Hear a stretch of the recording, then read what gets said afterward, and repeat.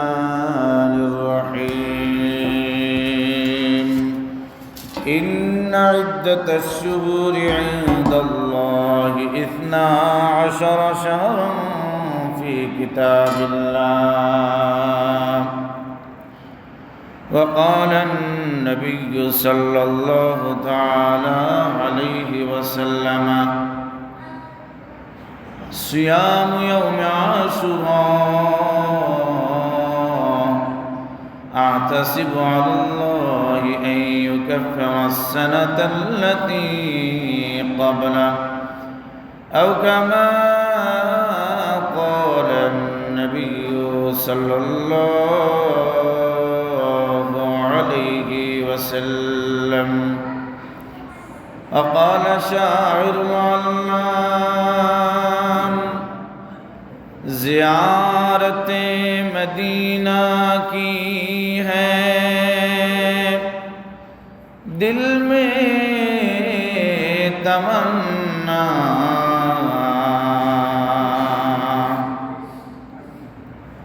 ज़ियारत मदीना की है दिल में तमन्ना नहीं है मेरे साथ सफर का समाना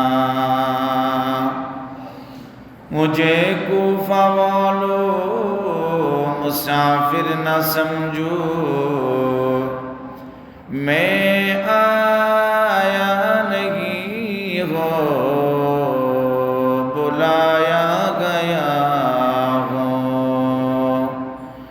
कि मेहमान बनाकर सताया गया हो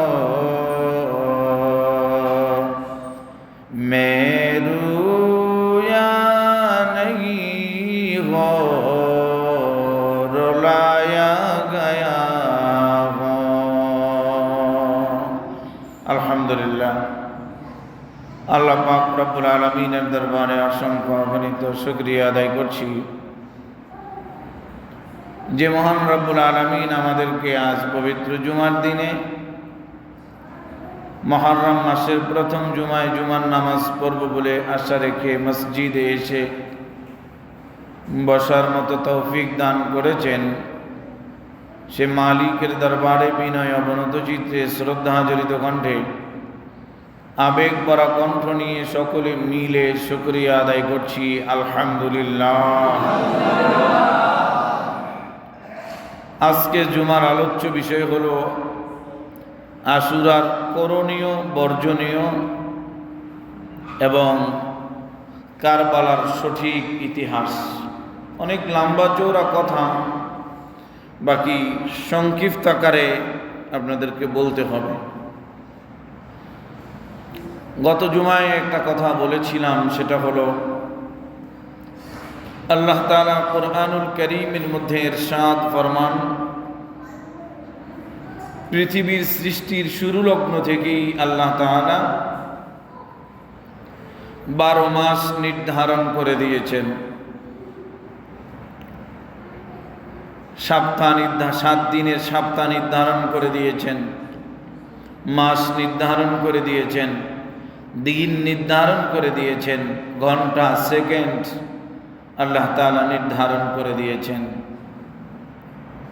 আরবি মাসের গণনা হিসাব রাখা এটা মুসলমানদের উপরে অপরিহার্য, ফরজে কিফায়া।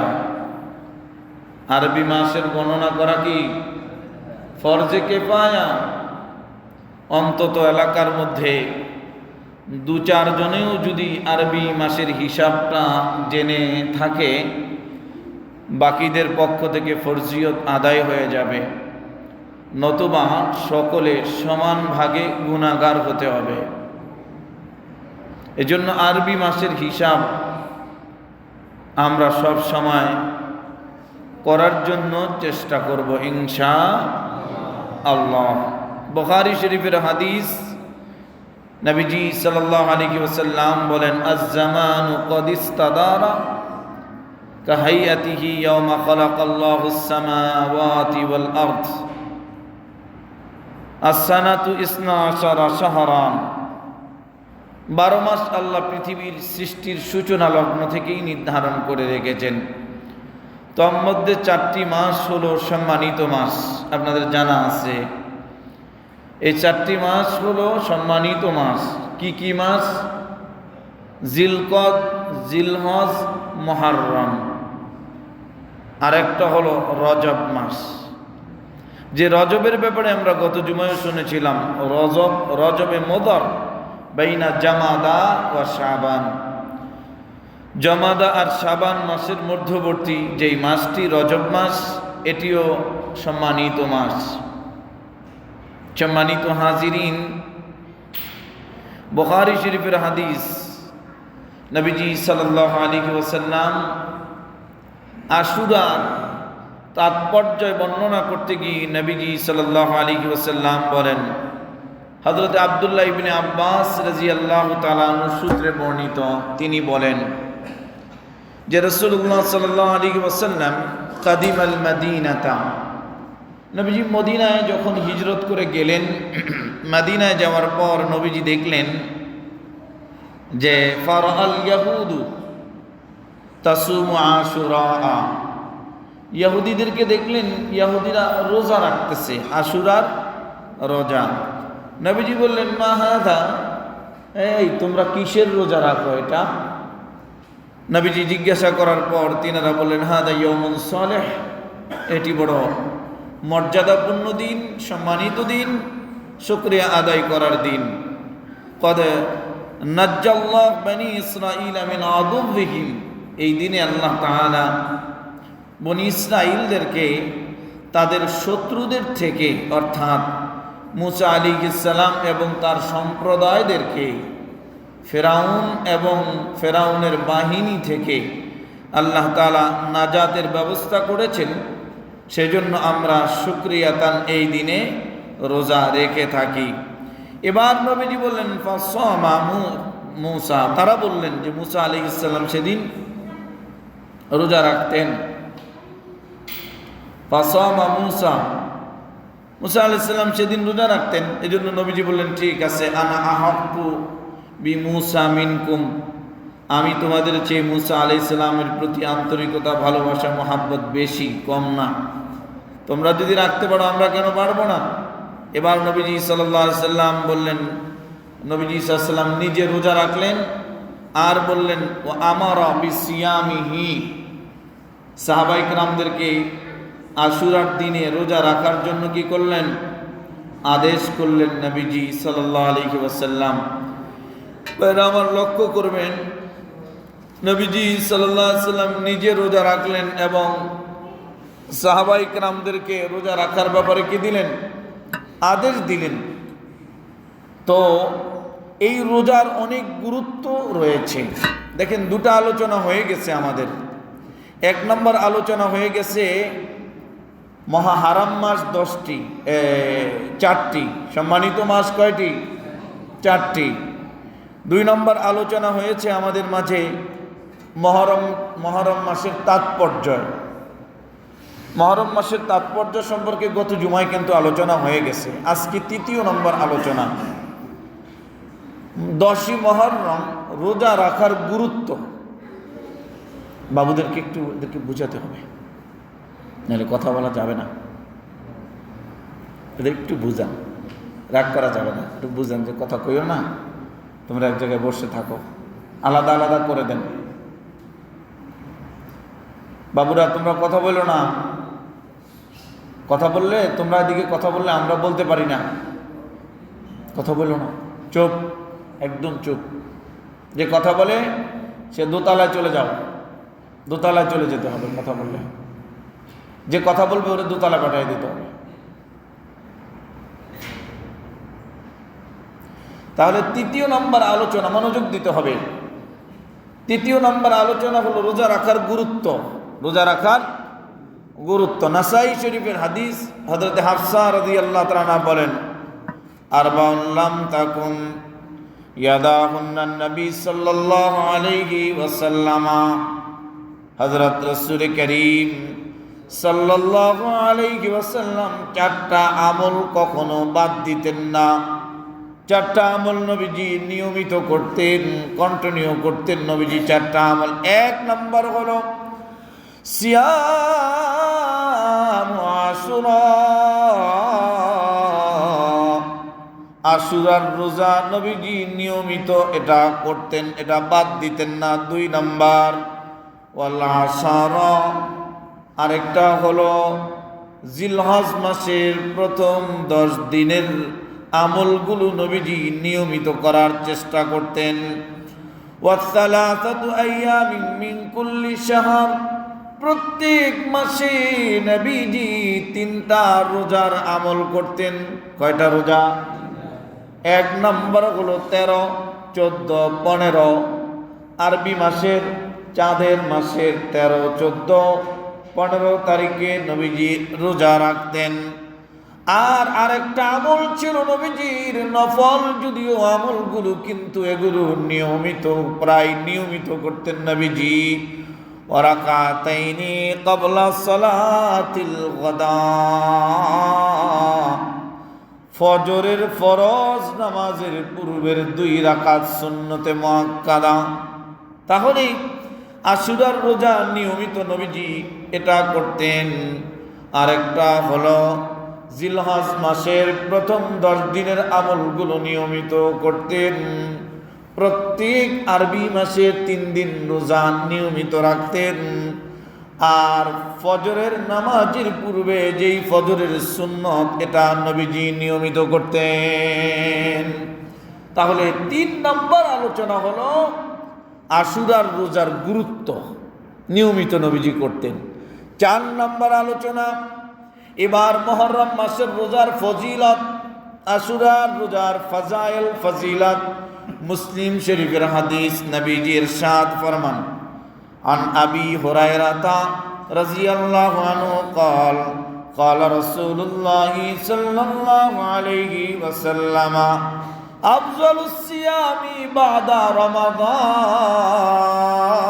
رمضان شهر الله المحرم وأفضل الصلاة بعد المفروضة صلاة الليل।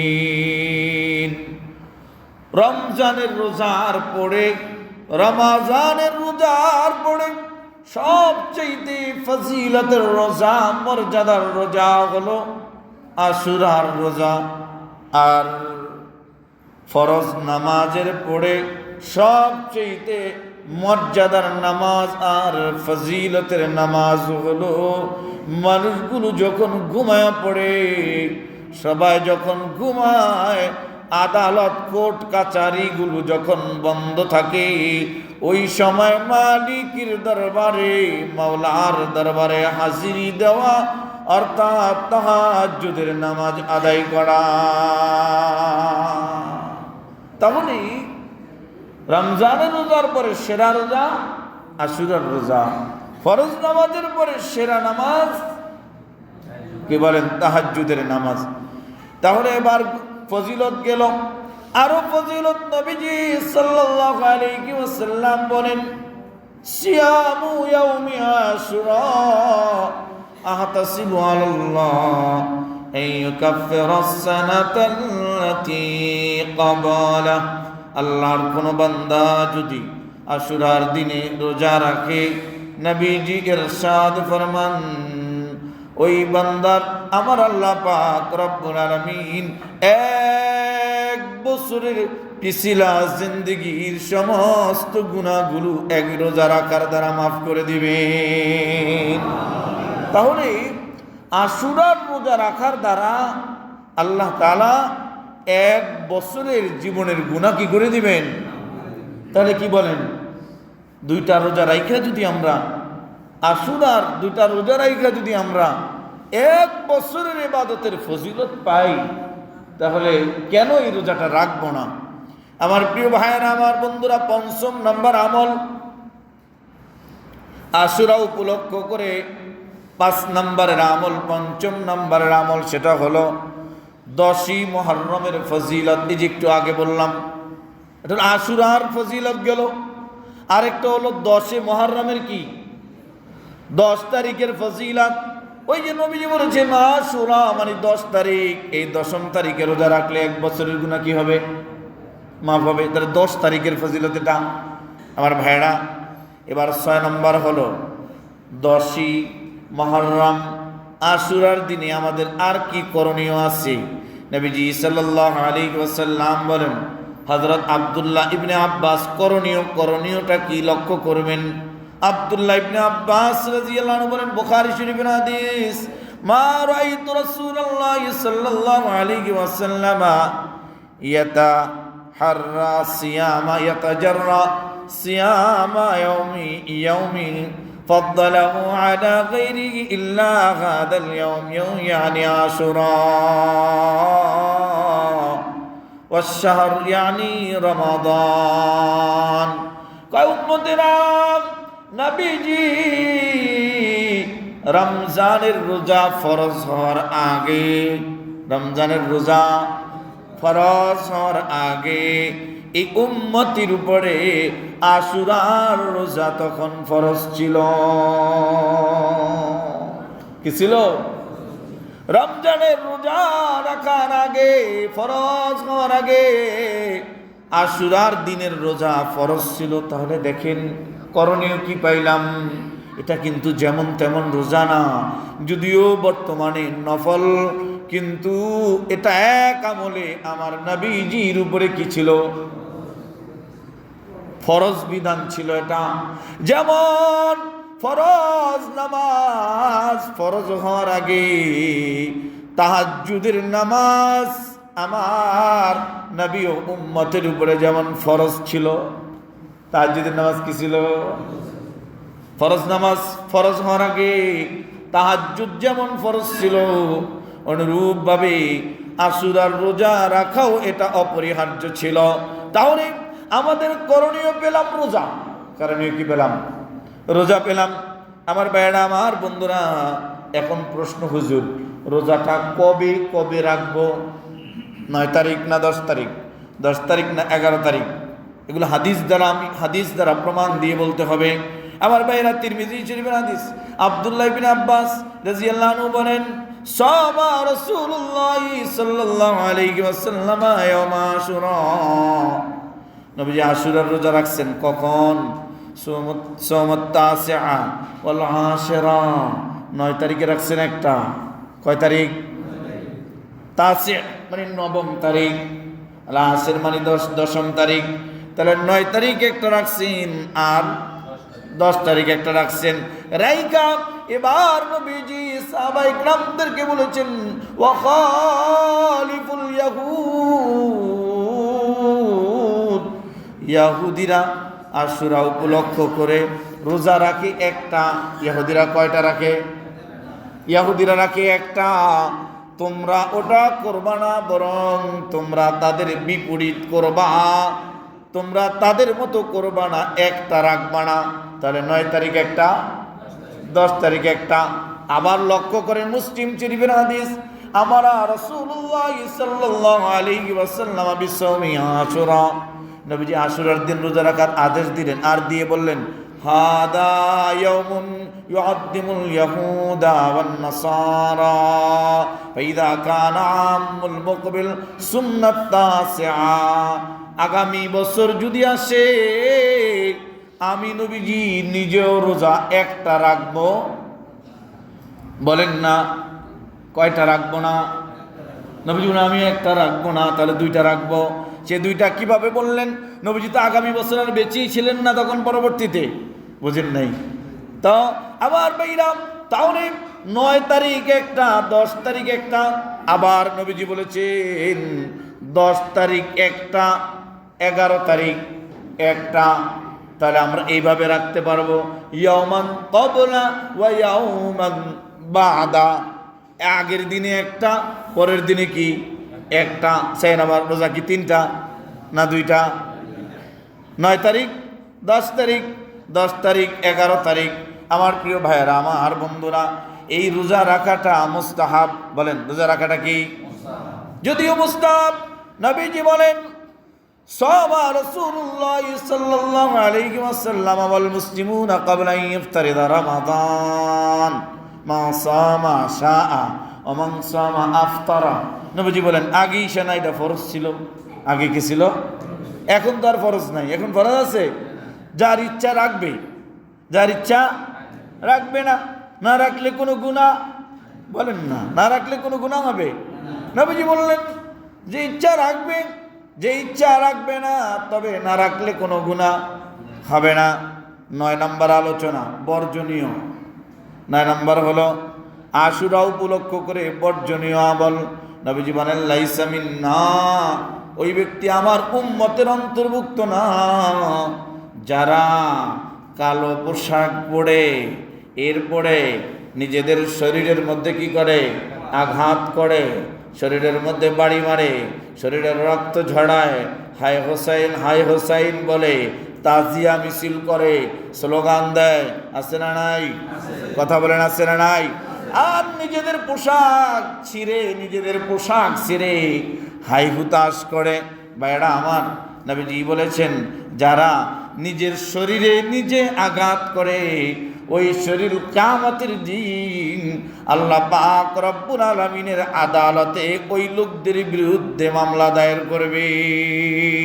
এই শরীরের মালিক কি আমি আপনি? কি বলেন? এই শরীর তো আপনার আমার বিরুদ্ধে আদালতে কিবরিয়াতে মালিকের দরবারে, আল্লাহ পাকের দরবারে এই শরীর আপনার আমার কৃতকর্মের জন্য সব, আপনার আমার কৃতকর্ম সব কিছু আল্লাহ পাকের কাছে বলে দিবে কি দিবে না? কি বলেন? হাত বলে দিবে, পা বলে দিবে, জবান সব কিছু বলে দিবে। এজন্য তাজিয়া মিছিল করা যাবে না, হায় হুসাইন বলে চিৎকার মারা যাবে না। এবার আমার এই আলোচনার পর্যায়ে আপনাদের কাছে আমার একটা প্রশ্ন। অন্তত 15টা হাদিস বললাম, কয়টা? এই 15টা হাদিস নবীজি বলছেন, এটা কি হুসাইন রাদিয়াল্লাহু তাআলা আনহুর শহীদ হওয়ার আগে বলছেন, পরে বলছেন, না আগে বলছেন? দেখি আপনারা বলতে পারেন কিনা। হুসাইন রাদিয়াল্লাহু আনহু শহীদ হওয়ার পরে না আগে বলছেন? হুসাইন তো শহীদ হয়েছে রাদিয়াল্লাহু আনহু নবীজি সাল্লাল্লাহু আলাইহি সাল্লামের ইন্তেকালের 50 বছর পরে। কত বছর পরে? 50 বছর পরে তিনি কি হয়েছেন? শহীদ হয়েছেন। আর নবীজি এগুলো বলছেন কত বছর আগে? আদম আলাইহিস সালামের জন্ম হুসাইনের রাদিয়াল্লাহু আনহু শাহাদাতের পরে না আগে? তার ওই ঘটনা ঘটেছে, আদম আলাইহিস সালামের জন্মের ঘটনা ঘটেছে 10ই মুহররম। আচ্ছা বলুন তো দেখি, মুসা আলাইহিস সালাম তুর দরিয়া পার হয়েছেন হুসাইন রাদিয়াল্লাহু তাআলা আনহুর শহীদ হওয়ার পরে না আগে? তাহলে সব ঘটনাগুলো কি? বাকি বিষয় হলো হুসাইন রাদিয়াল্লাহু তাআলা আনহুর এই দিনে শহীদ হওয়ার কারণে 10ই মুহররমের ফজিলত বাড়ে নাই, বরং হুসাইন রাদিয়াল্লাহু তাআলা এই দিন শহীদ হওয়ার কারণে তিনার শাহাদাতের মর্যাদা বেড়েছে। সবারই কি এই কথাটা বুঝাইতে পারছি? এবার আসুন, কেন হুসাইন রাদিয়াল্লাহু তাআলা শহীদ হলেন? কারবালাতে কি ঘটনাটা ঘটেছিল? এমন কারণটা কি কারবালার ঘটনা ঘটার? অনেক লম্বা চওড়া কথা। হযরত আবু বকর সিদ্দিক রাদিয়াল্লাহু আনহু খলিফা হলেন, 2-2.5 বছর চালাইলেন। ওমর রাদিয়াল্লাহু তাআলা আনহু খলিফা হলেন। এরপরে হযরত ওসমান রাদিয়াল্লাহু আনহু আসলেন। ওসমান রাদিয়াল্লাহু তাআলা, ওমরকে শহীদ করা হলো। ওমর রাদিয়াল্লাহু তাআলাকে এমনি মরেন নাই, তিনাকে শহীদ করা হয়েছে। নামাজের মধ্যে তিনাকে তীর মারা হয়েছে, তিনি শহীদ হয়ে গেলেন। হযরত ওসমান রাদিয়াল্লাহু তাআলা আনহু, তিনি স্বাভাবিক মৃত্যু হয় নাই। হযরত ওসমানকেও কি করা হয়েছে? শহীদ করা হয়েছে। কোন অবস্থায়? তখন তিনি কুরআনুল কারীমের তিলাওয়াত করতেছিলেন।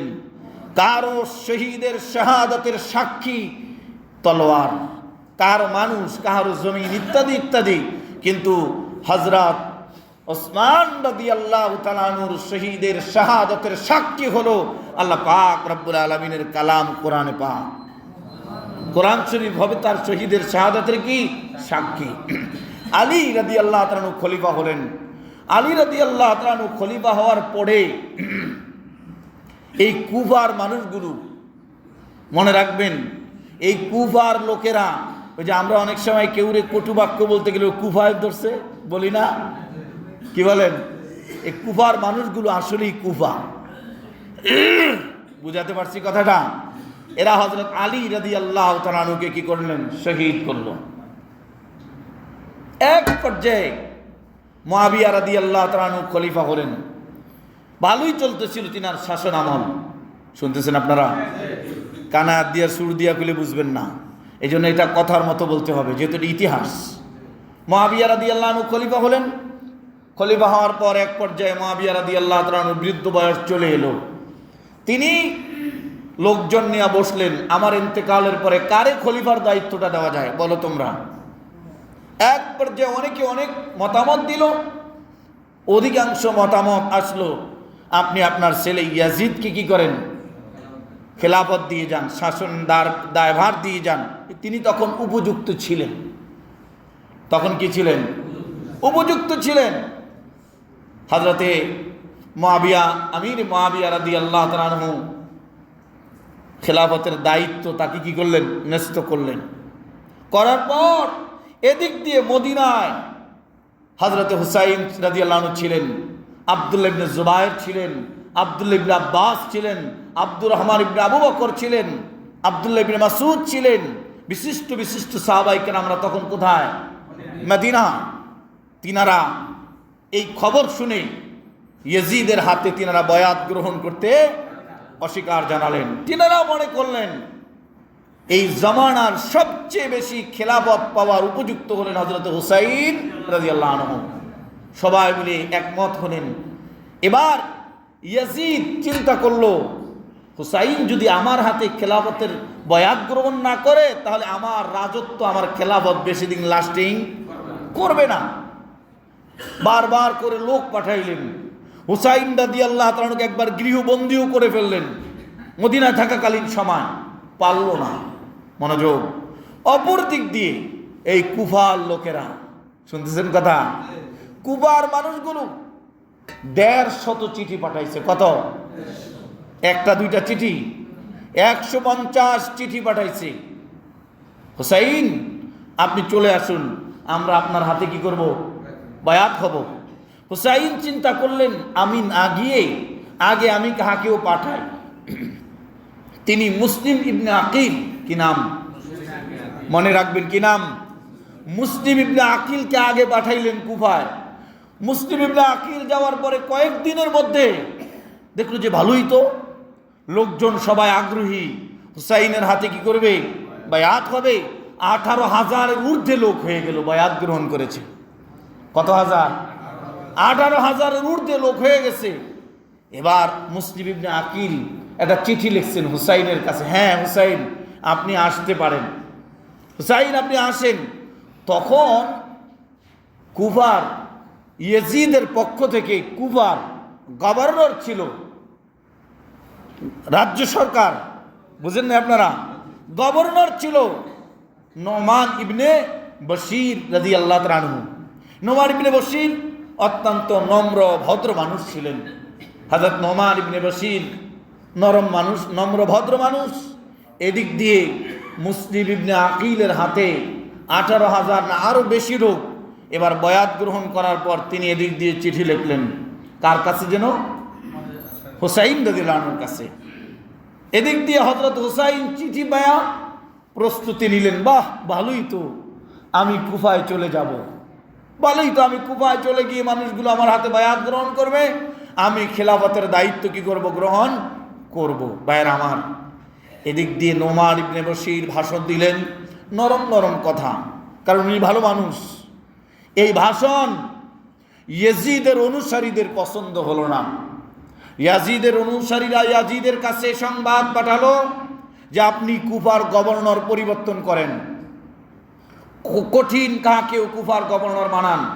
পরে ইয়াজিদ চিন্তা ফিকির করে এই কুফার গভর্নর বানাইছে আরেক কুফারে, বুঝলেন নাই, যার নাম হলো ওবায়দুল্লাহ ইবনে জিয়াদ কুলাঙ্গার। ওবায়দুল্লাহ ইবনে জিয়াদ করে পাঠাইলো।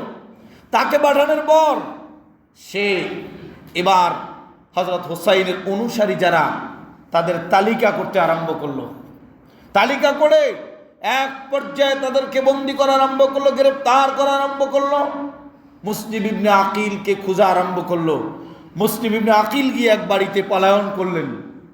পরবর্তীতে মুসলিম ইবনে আকিল গিয়ে হানির ঘরে কি করলেন, অবস্থান নিলেন। ভাইরা আমার, লম্বা চড়া কথা। এদিক দিয়ে মুসলিম ইবনে আকিল হানি বলল, আমার ঘরে তোমাকে রাখতে আর পারবো না, তুমি আমার ঘরে নিরাপদ না, তাহলে একটা কাম করো, তুমি অন্য কোথাও চলে যাও। মুসলিম ইবনে আকিল অন্য এক বৃদ্ধা মহিলার বাসায় চলে গেলেন। যে বৃদ্ধা মহিলার ছেলের সঙ্গে ইয়াজিদের ওই যে পাঠানো ওবায়দুল্লাহ ইবনে জিয়াদের সঙ্গে ছিল সম্পর্ক। ভাইরা আমার, মাকে বললেন, মা ইনি কে? মা তো বলতে চান না। এক পর্যায়ে খবর তো হয়েই গেল। আমার ভাইরা, হযরতে মুসলিম ইবনে আকিল আবারও পলায়নের চেষ্টা করলেন।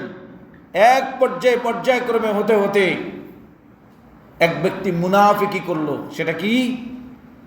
ওই ওবায়দুল্লাহ ইবনে জিয়াদ 3000 স্বর্ণ মুদ্রা দিয়া এক ব্যক্তিকে বলল, তুমি বলবা যে আমি হুসাইনের পক্ষে বয়াত গ্রহণ করার জন্য মুসলিম ইবনে আকিলের সাথে দেখা করতে চাই। আসলে কি এটা না ভুয়া কথা? ঠিক তাই করলো। গেল, যাওয়ার পরে এবার সন্ধান পেয়ে গেল মুসলিম ইবনে আকিলকে এক পর্যায়ে শহীদ করা হলো। মুসলিম ইবনে আকিলকে কি করা হলো? এগুলো তো কে জানে না, বলেন না, এগুলো কে জানে না? হযরত হুসাইন রাদিয়াল্লাহু আনহু এগুলো কিচ্ছু তো জানেন না। এদিক দিয়ে হযরত হুসাইন রাদিয়াল্লাহু তাআলা রওনা করলেন। আচ্ছা, মাঝখানে একটা কথা আপনাদের কাছে বলি। হযরতে হুসাইন কি জিহাদ করার জন্য আসছেন না খেলাফতের দায়িত্ব নেওয়ার জন্য আসছেন? তিনি এটা মনে করেছিলেন, জিহাদ তো হয় ফরজ বিধান লঙ্ঘনের ক্ষেত্রে। এখানে তো ফরজ বিধান কি হয় নাই, লঙ্ঘন হয় নাই। আপনারা বলবেন ইয়াজিদের দুঃশাসনের বিরুদ্ধে। আরে ইয়াজিদ শাসনভার গ্রহণ করার কথা শোনা মাত্রই তো তিনি কি করলেন, আমি মানি না তাকে, তাহলে আর তার দুঃশাসনের তো প্রশ্নই আসে না এখানে। বুঝছেন না বিষয়টা? তিনি কেন আসতেন? তিনি আজিমত তথা উত্তম প্রতিষ্ঠার জন্য আসতেন। একটা মূলনীতি মনে রাখবেন, কেউ যদি ধার্মিক হয়, দিনদার হয়, ফরেজগার হয়, আরেকজন দিনদার একটু কম, যে দিনদার কম তার চাইতে দিনদার একটু বেশি ব্যক্তিকে খেলাফতের দায়িত্ব দেওয়া, এটা কিন্তু ফরজ না, এটা ওয়াজিবও না, এটা হলো উত্তম। বলেন না, এটা কি? এটা আজিমত। ফতুয়ার কিতাবে যেটা, এটা আজিমত, উত্তম এটা। তো তিনি উত্তম প্রতিষ্ঠার জন্য রওনা করলেন। তিনি যদি জিহাদের জন্যই যাইতেন, হযরতে হুসাইন রাদিয়াল্লাহু তাআলা রওনা করেছেন জিলহজ মাসে। কোন মাসে? এক বর্ণনায় জিলহজের 3 তারিখ, আরেক বর্ণনায় জিলহজের 8 তারিখ। 3 তারিখ 8 তারিখ দোনোটাই সঠিক। 3 তারিখে ঘর থেকে রওনা করছেন, সবার লগে দেখা সাক্ষাৎ করে টোরে 8 তারিখে মদিনার থেকে কি হয়েছেন, রওনা হয়েছেন। রওনা হওয়ার সময় বিশিষ্ট বিশিষ্ট সাহাবায়ে কেরামরা বলেছেন, হুসাইন আপনার বাবার কথা মনে আছে? এই কুফার লোকেরা কি করেছে, তাকে শহীদ করেছে, আপনি যায়েন না। যদি তিনি জিহাদের জন্য যাইতেন, জিহাদের জন্য গেলে বাধা দেওয়া হারাম। বাধা দেওয়া কি? তাহলে সাহাবায়ে কেরামরা কি হারাম কাম করলেন? এক কথায় বুঝলাম, তিনি জিহাদের জন্য যান নাই। এবার হুসাইন রাদিয়াল্লাহু তাআলা রওনা করলেন, গেলেন। অপর দিক দিয়ে ওই গভর্নরের নাম কি যেন? ওবায়দুল্লাহ ইবনে জিয়াদ। ওবায়দুল্লাহ ইবনে জিয়াদ তার বাহিনীকে পূর্বে পাঠিয়ে দিল। ভাইয়ের আমার, বাহিনী পাঠিয়ে দেওয়ার পর তারা পথের মধ্যে বাধা দিল। হুসাইন রাদিয়াল্লাহু আনহু, আমি যাবই যাব, আমি কুবায় যাব। এক পর্যায়ে বাধা দেওয়ার পথে ভাইয়ের আমার জোহরের নামাজ রক্ত হয়ে গেল। কোন রক্ত? জোহরের নামাজের রক্ত যখন হয়ে গেল, হযরত হুসাইন তার মুয়াজ্জিনকে বললেন, মুয়াজ্জিন আযান দাও। মুয়াজ্জিন আযান দিল, হুসাইন রাদিয়াল্লাহু তাআলা আনহু ইমামতির জন্য দাঁড়াইলেন। আর ইয়াজিদের অনুসারী যারা কুফার, তাদেরকে বললেন, তোমরাও মুসলমান, আমরাও কি মুসলমান, চলো, হয়তো তোমরা আলাদা নামাজ আদায় করতে পারো, নতুবা তোমরা আমাদের সঙ্গে নামাজ আদায় করতে পারো। একই জমাতে উভয় টিমের লোকেরা কি করলেন? জোহরের নামাজ পড়লেন। আবার বাক বিতণ্ড হতে হতে আসরের নামাজ রক্ত হয়ে গেল। আসরের নামাজ একই জনের ইমামতি, ইমাম হলেন হযরত হুসাইন রাদিয়াল্লাহু তাআলা আনহু, নামাজ আদায় করলেন। ভাইরা আমার, এক পর্যায়ে হতে হতে হতে হতে অনেক লম্বা কথা, হুসাইন রাদিয়াল্লাহু তাআলা আনহু দেখলেন আমি আর ফিরতে পারছি না। তিনি তিনটা প্রস্তাব করলেন। কয়টা? মনে রাখবেন, কয়টা? তিনটা। এক নাম্বার প্রস্তাব, আমি মদিনা থেকে এসেছি, আমাকে আবার তোমরা মদিনায় ফিরে যেতে দাও, এক নাম্বার প্রস্তাব। দুই নাম্বার প্রস্তাব হলো, হয়তোবা আমি অন্য কোনো মুসলিম কান্ট্রিতে চলে যাব। তিন নাম্বার, নতুবা আমাকে ইয়াজিদের সঙ্গে সরাসরি তোমরা সাক্ষাৎ করতে দাও, তার সাথে আমি কথা বলি, তার সাথে বোঝাপড়া করি। ভাইরা আমার, জিহাদের জন্য যদি হতো তাহলে আবার মদিনায় ফিরে যাওয়া মানে কি? জিহাদ থেকে পলায়ন করা। তাহলে তিনি জিহাদের প্রস্তুতি নিয়ে যান নাই। জিহাদের জন্য যদি তিনি যাইতেন, নারীদেরকে জিহাদের ময়দানে কি নিতে হয়? নিতে হয় না। শিশুদেরকে কি নিতে হয়? নিতে হয় না। তিনি পুরো ফ্যামিলির লোকদেরকে নিয়ে রওনা হলেন। যেতে যেতে এক পর্যায়ে কারবালার ময়দানে চলে এলেন। কারবালার ময়দানে ফোরাত নদীর পানি বন্ধ করে দেওয়া হলো, পানি পান করতে দেবে না। হযরতে হুসাইন রাদিয়াল্লাহু তাআলা আনহুর শক্তিশালী বাহিনী ছিল, তারা তাদেরকে অতিক্রম করে ফোরাত থেকে পানি নিয়ে আসলেন। লম্বা কথা। হযরতে এই 10ই মুহররমের 10 তারিখ পূর্ব দিগন্তে সূর্য লালিমা হয়ে উঠতেছিল। ঠিক ওই মুহূর্তে হুসাইন রাদিয়াল্লাহু তাআলা যে বুঝে ফেললেন আর উপায় নেই, যুদ্ধ হবেই হবে। তখনও তিনি প্রস্তাব করেছিলেন। ঠিক তিনি প্রস্তাব করার পরে ওবাইদুল্লাহ ইবনে জিয়াদ, ওই কুলাঙ্গার, সেও মন গলেছিল। মন কি করেছিল? গলেছিল যে ঠিক আছে তাহলে আমরা, তিনি তো আর, আরেক কুলাঙ্গার বলল যে না, এখন তিনি শক্তি কম, লোক কম, মনোবল কম বলে আত্মসমর্পণ করতে চায়। পরবর্তীতে তিনি অধিক শক্তি উপার্জন করে আমাদের বিরুদ্ধে আবার কি করবে? লড়বে। যাই হোক, যুদ্ধের দামামা বেজে গেল। হযরত হুসাইন রাদিয়াল্লাহু তাআলা আনহু তাঁবুর মধ্যে মহিলাদেরকে রাখলেন, আর হযরত হুসাইন রাদিয়াল্লাহু তাআলা আনহু ভাষণ দিলেন, বক্তৃতা দিলেন। ভাষণের মধ্যে বললেন, তোমরা জানো আমি কে, তোমরা আমাকে চেনো, আমি কে, পরিচয় দিলেন আর বক্তৃতা দিলেন। তাঁবুর মধ্যে কান্নার রোল পড়ে গেল। ভাইয়ের আমার, এক পর্যায়ে যুদ্ধের দামামা বেজে গেল, যুদ্ধ আরম্ভ হয়ে গেল। যুদ্ধ করতে করতে করতে করতে হুসাইন রাদিয়াল্লাহু তাআলা আনহুর সঙ্গীদের মধ্যে ছোট শিশুরা, নারীরা, পুরুষরা শাহাদাত বরণ করলেন। হুসাইন রাদিয়াল্লাহু তাআলা একা বাকি রয়ে গেলেন। ওরা হুসাইন রাদিয়াল্লাহু তাআলা আনহুর প্রতি বৃষ্টির মতো ঝাঁপিয়ে পড়ল। ঝাঁপিয়ে পড়ার পর হযরত হুসাইন রাদিয়াল্লাহু তাআলা আনহু বীরের বেশে লড়তেছিলেন।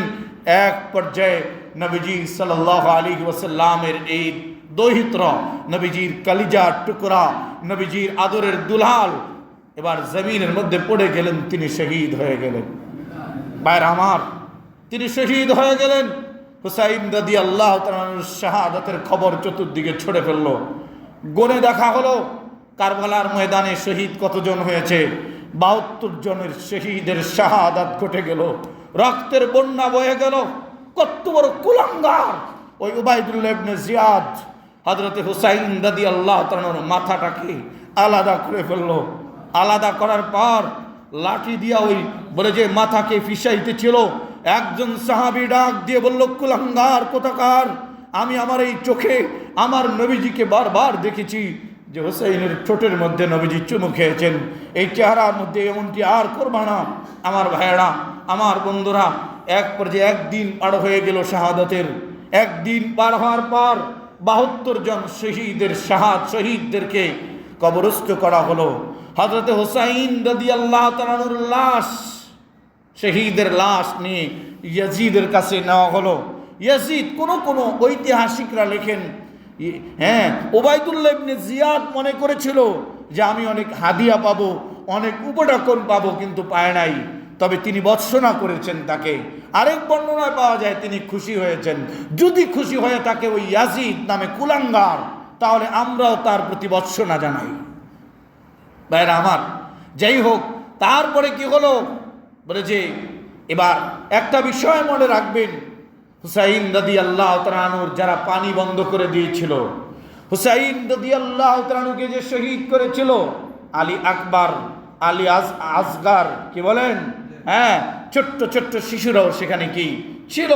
ভাইরা আমার, যারা হুসাইনকে শহীদ করেছিল, একজনের পরিণতি কি হয় নাই, ভালো হয় নাই। আসুন, ইয়াজিদের পরিণতি ভালো হয় নাই, বেশি দিন শাসনে থাকতে পারে নাই। এরপর থেকেই অস্থিরতা অস্থিরতা অস্থিরতা, পেরেশানি, বিভিন্ন কিছু কাজ করে লাঞ্ছনা আর গাঞ্জনা নিয়ে, অপমান নিয়ে ইয়াজিদ এর ক্ষমতা হারিয়ে দুনিয়ার থেকে বিদায় নিতে হয়েছে। ভাইরা আমার, যে পানি বন্ধ করে দিয়েছিল তারও পরিণতি ভালো হয় নাই। বলে যে পুরো চেহারা কালো হয়ে গিয়েছিল, আল কাতরার মতো হয়ে গিয়েছিল। যারা হুসাইন রাদিয়াল্লাহু তাআলার শরীরে তলোয়ার চালিয়েছিল, একটা দুইটা না, কোনো কোনো বর্ণনায় পাওয়া যায় হযরতে হুসাইনের পুরো শরীরটা চালনির মতো ঝাঁঝরা ঝাঁঝরা করে ফেলেছিল ওরা তীর মারতে মারতে।